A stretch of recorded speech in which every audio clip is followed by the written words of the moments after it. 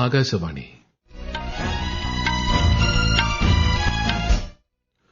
നമസ്കാരം. വാർത്തകൾ വായിക്കുന്നത് സുധിൻ സൈനുദ്ദീൻ.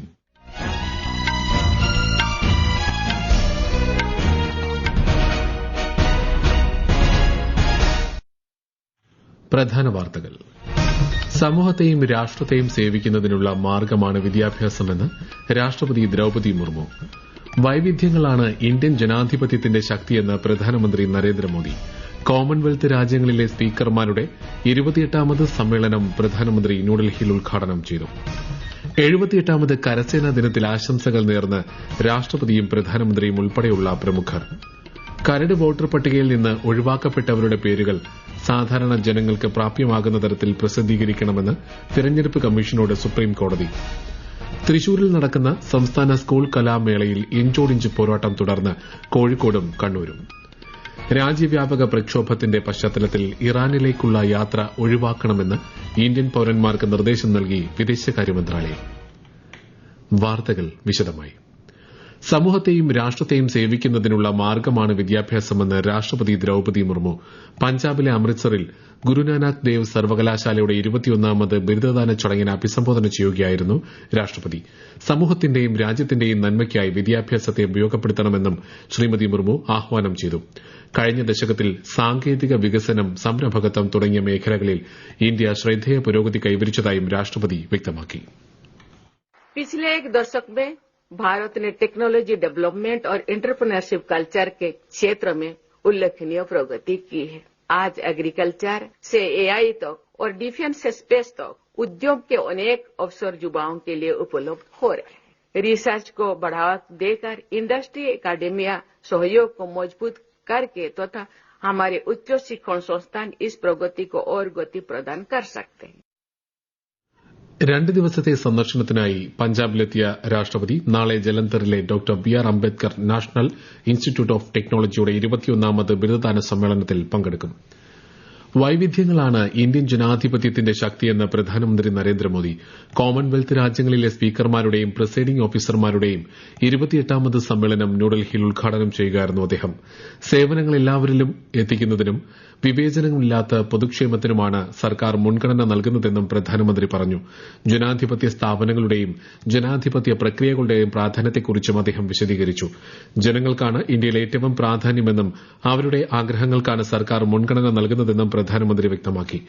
ലോക്സഭാ സ്പീക്കർ ഓം ബിർള സമ്മേളനത്തിന് അധ്യക്ഷത വഹിച്ചു. 42 കോമൺവെൽത്ത് രാജ്യങ്ങളിൽ നിന്നുള്ള പ്രതിനിധികൾ സമ്മേളനത്തിൽ പങ്കെടുക്കുന്നുണ്ട്. ഇന്ന് 78ാമത് കരസേനാ ദിനം.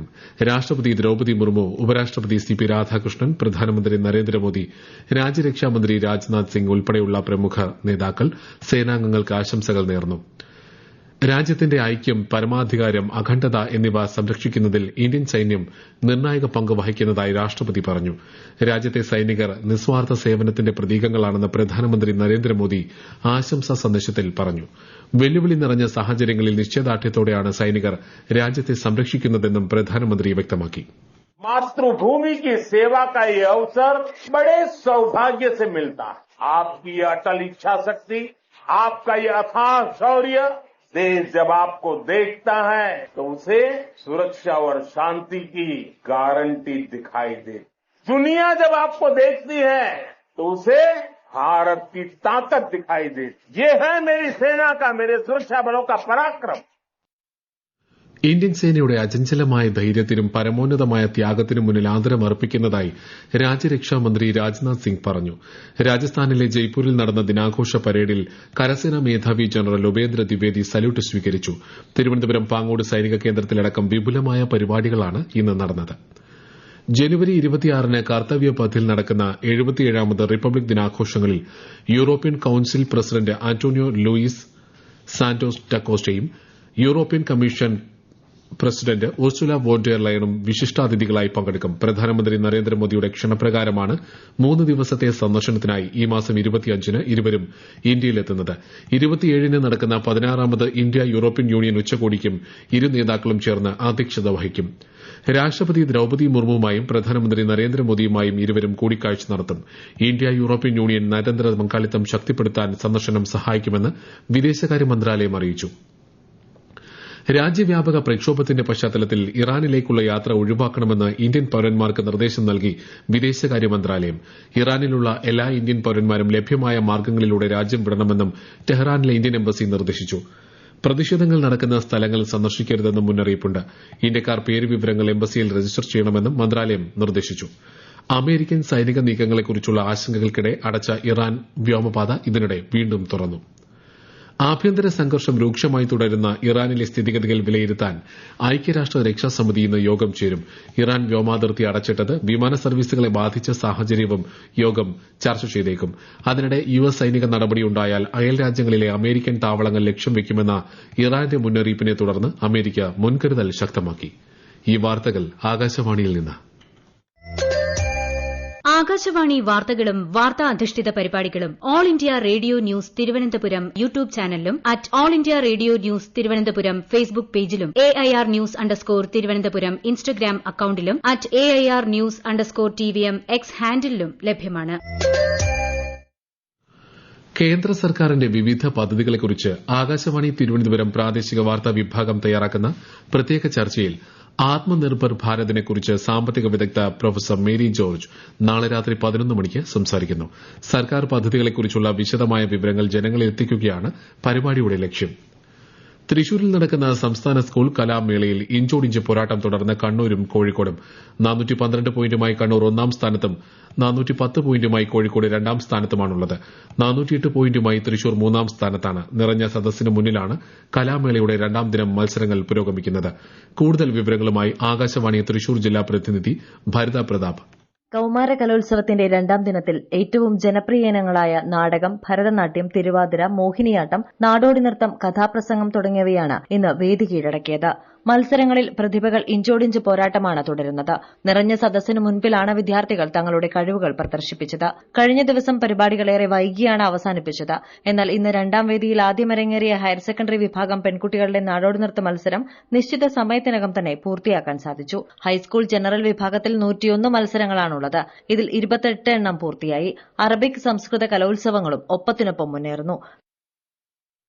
സംസ്ഥാനത്ത് തീവ്ര വോട്ടർ പട്ടിക പരിഷ്കരണത്തിന് ശേഷം പ്രസിദ്ധീകരിച്ച കരട് വോട്ടർ പട്ടികയിൽ നിന്ന് ഒഴിവാക്കപ്പെട്ടവരുടെ പേരുകൾ സാധാരണ ജനങ്ങൾക്ക് പ്രാപ്യമാകുന്ന തരത്തിൽ പൊതു ഓഫീസുകളിലും ഔദ്യോഗിക വെബ്സൈറ്റിലും പ്രസിദ്ധീകരിക്കണമെന്ന് സുപ്രീംകോടതി.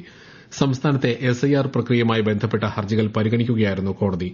പേരുകൾ നീക്കം ചെയ്തതുമായി ബന്ധപ്പെട്ട എതിർപ്പുകൾ സമർപ്പിക്കുന്നതിനുള്ള സമയപരിധി നീട്ടുന്ന കാര്യം പരിഗണിക്കാനും കോടതി കമ്മീഷനോട് ആവശ്യപ്പെട്ടു. ശബരിമല ദർശനത്തിനായുള്ള സ്പോട്ട് ബുക്കിംഗ് കൌണ്ടറുകൾ ഈ മാസം 19 വരെ പ്രവർത്തിക്കും. പമ്പ, നിലയ്ക്കൽ, എരുമേലി എന്നിവിടങ്ങളിലാണ് സ്പോട്ട് ബുക്കിംഗ് സൌകര്യമുള്ളത്. വെർച്വൽ ക്യൂ ബുക്കിംഗും 19 വരെയുണ്ടാകും. മറ്റന്നാൾ വരെയാണ് തിരുവാഭരണം ചാർത്തിയുള്ള അയ്യപ്പ ദർശനം. മണ്ഡലം മകരവിളക്ക് മഹോത്സവത്തിന് സമാപനം കുറിച്ച് ഈ മാസം 20-നാണ് നട അടയ്ക്കുക. വനിതാ പ്രീമിയർ ലീഗ് ക്രിക്കറ്റിൽ മുംബൈ ഇന്ത്യൻസ് UP വാരിയേഴ്സിനെ നേരിടുന്നു. ടോസ് നേടിയ UP വാരിയേഴ്സ് ബൌളിംഗ് തെരഞ്ഞെടുത്തു. നവി മുംബൈയിൽ അല്പസമയം മുൻപാണ് മത്സരം ആരംഭിച്ചത്. ന്യൂഡൽഹിയിൽ നടന്ന ഇന്ത്യ ഓപ്പൺ ബാഡ്മിന്റൺ ടൂർണമെന്റ് പുരുഷ സിംഗിൾസിൽ ജപ്പാൻ താരത്തെ വീഴ്ത്തി ഇന്ത്യയുടെ ലക്ഷ്യ സെൻ ക്വാർട്ടർ ഫൈനലിൽ പ്രവേശിച്ചു. ക്വാർട്ടറിൽ ലക്ഷ്യ സെൻ നാളെ ചൈനീസ് തായ്പേയ് താരം ലിൻ ചുൻ യെ നേരിടും. രാജ്യത്തെ ഓഹരി വിപണികളിൽ നഷ്ടം. സെൻസസ് 245 പോയിന്റ് ഇടിഞ്ഞ് 83,382-ലും നിഫ്റ്റി 66 പോയിന്റ് താഴ്ന്ന് 25,665-ലും വ്യാപാരം അവസാനിപ്പിച്ചു. സ്വർണ്ണവിലയിൽ നേരിയ വർധന. വ്യാപാരം ആരംഭത്തിൽ നേരിയ ഇടിവ് രേഖപ്പെടുത്തിയ പവൻ വില ഉച്ചയ്ക്ക് ശേഷം 320 രൂപ കൂടി 1,05,320 രൂപയും ഗ്രാമിന് 13,165 രൂപയിലുമെത്തി. ആരോഗ്യ പ്രശ്നം നേരിട്ട ബഹിരാകാശ സഞ്ചാരിയുമായി നാസയുടെ ക്രൂ 11 സംഘം അന്താരാഷ്ട്ര ബഹിരാകാശ നിലയത്തിൽ നിന്നും ഭൂമിയിൽ തിരിച്ചെത്തി. 10 മണിക്കൂർ നീണ്ട യാത്രയ്ക്ക് ശേഷം പേടകം കാലിഫോർണിയ തീരത്തോട് ചേർന്ന് കടലിൽ ഇറങ്ങി. പ്രധാന വാർത്തകൾ വീണ്ടും. സമൂഹത്തെയും രാഷ്ട്രത്തെയും സേവിക്കുന്നതിനുള്ള മാർഗ്ഗമാണ് വിദ്യാഭ്യാസമെന്ന് രാഷ്ട്രപതി ദ്രൌപദി മുർമു. വൈവിധ്യങ്ങളാണ് ഇന്ത്യൻ ജനാധിപത്യത്തിന്റെ ശക്തിയെന്ന് പ്രധാനമന്ത്രി നരേന്ദ്രമോദി. കോമൺവെൽത്ത് രാജ്യങ്ങളിലെ സ്പീക്കർമാരുടെ 28ാമത് സമ്മേളനം പ്രധാനമന്ത്രി ന്യൂഡൽഹിയിൽ ഉദ്ഘാടനം ചെയ്തു. 78ാമത് കരസേനാ ദിനത്തിൽ ആശംസകൾ നേർന്ന രാഷ്ട്രപതിയും പ്രധാനമന്ത്രിയും ഉൾപ്പെടെയുള്ള പ്രമുഖർ. കരട് വോട്ടർ പട്ടികയിൽ നിന്ന് ഒഴിവാക്കപ്പെട്ടവരുടെ പേരുകൾ സാധാരണ ജനങ്ങൾക്ക് പ്രാപ്യമാകുന്ന തരത്തിൽ പ്രസിദ്ധീകരിക്കണമെന്ന് തെരഞ്ഞെടുപ്പ് കമ്മീഷനോട് സുപ്രീംകോടതി. തൃശൂരിൽ നടക്കുന്ന സംസ്ഥാന സ്കൂൾ കലാമേളയിൽ ഇഞ്ചോടിഞ്ച് പോരാട്ടം തുടർന്ന് കോഴിക്കോടും കണ്ണൂരും. രാജ്യവ്യാപക പ്രക്ഷോഭത്തിന്റെ പശ്ചാത്തലത്തിൽ ഇറാനിലേക്കുള്ള യാത്ര ഒഴിവാക്കണമെന്ന് ഇന്ത്യൻ പൌരന്മാർക്ക് നിർദ്ദേശം നൽകി വിദേശകാര്യ മന്ത്രാലയം. വാർത്തകൾ കഴിഞ്ഞു. അടുത്ത വാർത്താ പ്രക്ഷേപണം 8:35-ന്.